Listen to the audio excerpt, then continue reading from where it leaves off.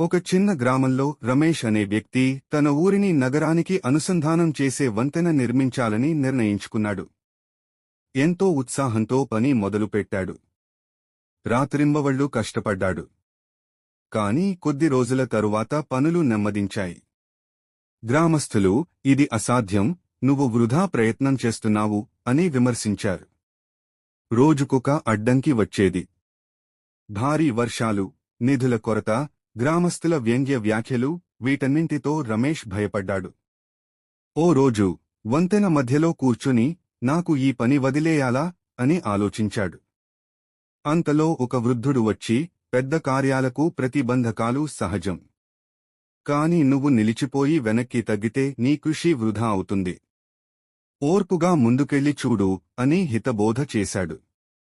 ఆ మాటలు రమేష్ను మళ్లీ ప్రేరేపించాయి.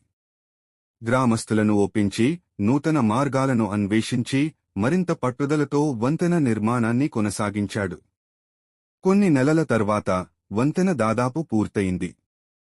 గ్రామస్థులు, అప్పటివరకు తిడుతున్న వారే, ఇప్పుడు సహాయం చేయడం మొదలుపెట్టారు.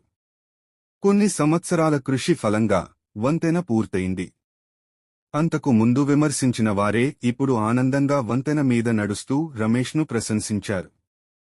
ఆ వృద్ధుడి మాటలు రమేష్ మనసులో మారుమ్రోగాయి.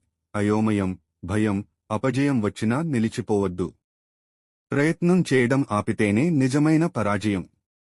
ఈ కథ మనకు చెప్పే పాఠం, పట్టుదలతో ఉండి, కష్టాలను అధిగమిస్తే విజయం మనదే.